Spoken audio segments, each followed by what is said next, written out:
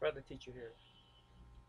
I was just sitting here revisiting some of the things that happened over the past several years as it relates to some of our men in blue or black and white as far as police officers are concerned here in America.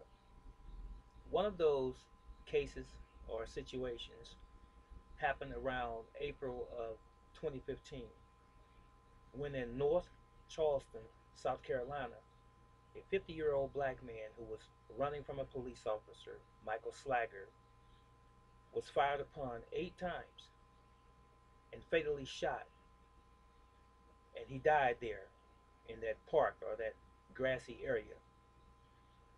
And allegedly, it was all over a traffic stop. A broken tail light.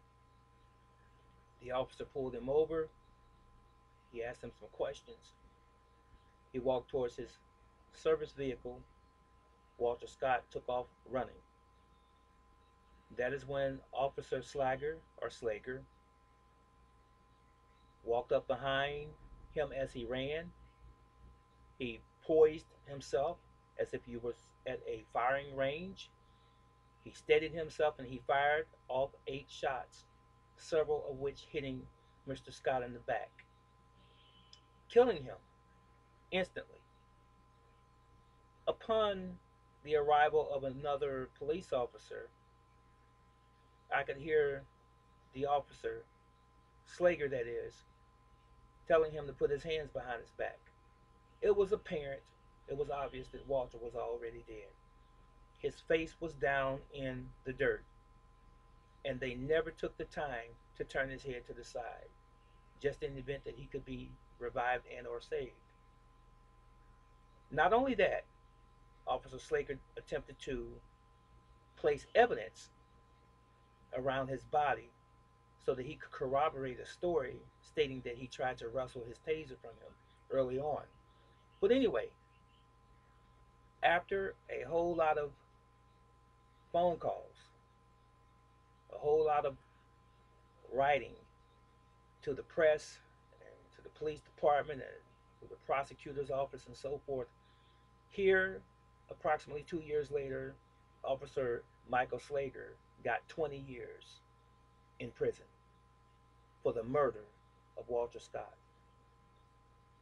I can't say that this is wonderful.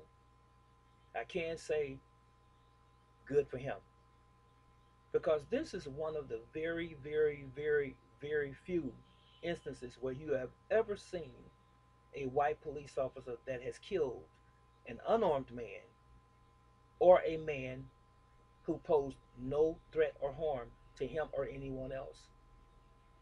This is the first time that you've ever seen that occur where they were actually found guilty and went to prison. Go figure that. So I'm sorry that this happened to Walter Scott and his family. They continue to be in my prayers, as do all of the other black families that have lost their black husbands, their black sons, as a result of this so called policing of black America, only by those white cops who feel like they are entitled to shoot down or to gun down an innocent black man just because of the color of his skin. Now, before I part, I want to say this. There are indeed beautiful, upstanding police officers in our country. Unfortunately, it's not all of them.